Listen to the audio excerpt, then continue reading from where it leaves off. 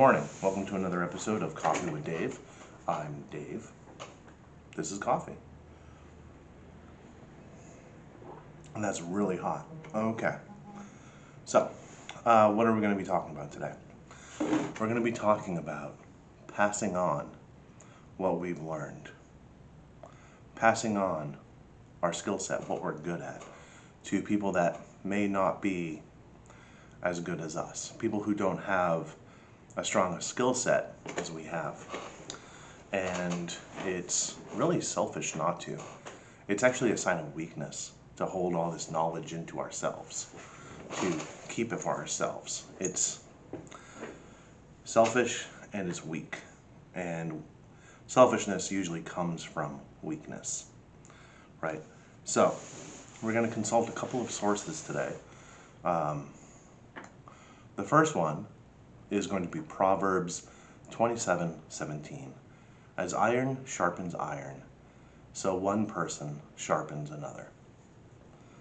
So, when you're sharpening a knife or a blade, you use it with a whetstone or iron, and you sharpen it until it's razor sharp. Razor. And so, when you're training somebody or when you're working with somebody, it's best to do the same thing. It's you're going to pass your knowledge on to them. And then, from the Havamal, a torch is lit by another and burns till it's burned out. A fire is kindled by another fire. A man becomes wise by speaking with other men, but foolish by keeping to himself. There's no wisdom or knowledge in a vacuum. Sure, you can have all this knowledge, all this wisdom, all these skills, but are they doing any good for the world if you're keeping them to yourself? Are they doing you any good if you're keeping it to yourself? The answer is no, because when you pass on, when you slip this immortal coil, that knowledge, that wisdom, those skills go with you if you don't pass them on first. I don't want to get too deep into this, but the only thing you can really leave behind is your legacy, is what you've done for other people. And passing on knowledge, your skills, your wisdom is something that you can use to create your legacy. Years in the future, someone will say, hey, I learned this from my parents who learned it from this guy. Or something similar to that. So that's it. There's an old saying, and I'm sure you've heard it too. If you give a man a fish, he'll eat for a day. But if you teach a man to fish, he'll eat for his entire life. And then get scurvy or something. I'm not sure. I think you have to eat more than fish. But that's the crux of it, right? You have to pass on your knowledge. It's weak not to. And you don't want to be weak. You don't want to be weak at all. Now, I know it's easy to hold that knowledge in, to use it over other people, because it makes you feel important. And it does. I'm not going to lie about that. It's like, hey, can you help me with this? Yes, since I'm the only person that can do it, of course I'll help you. And then you get that little dopamine hit because you were useful. You were like Thomas the Tank Engine, a very useful engine. But instead of just doing it for that person,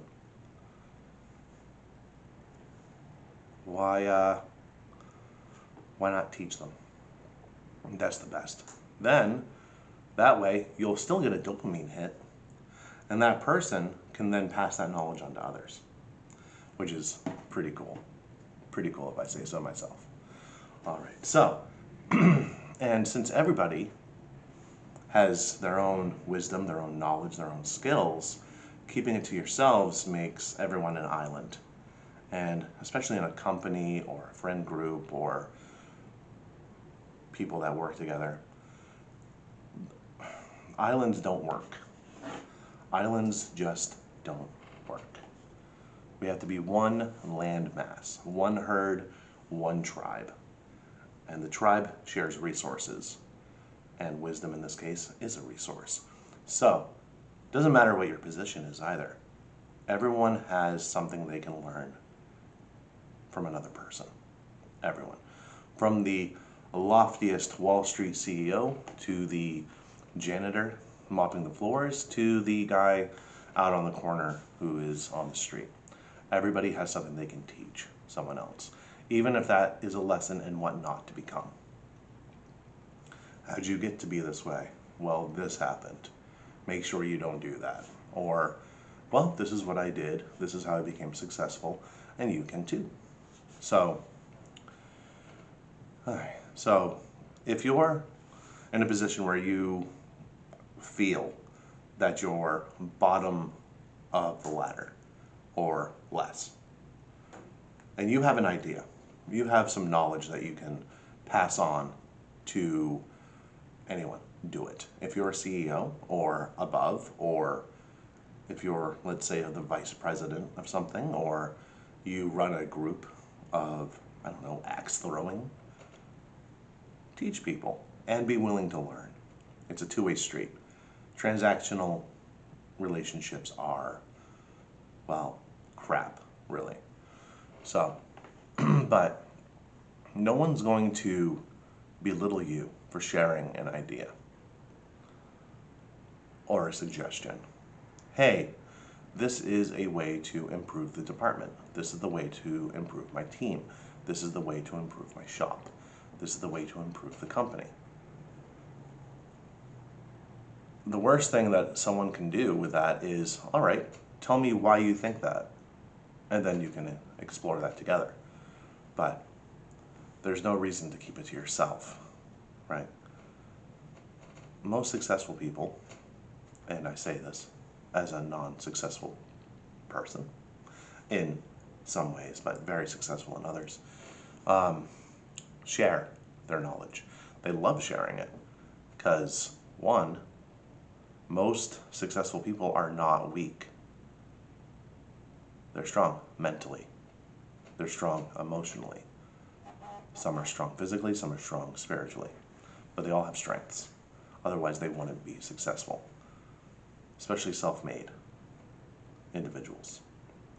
So, reach out to them.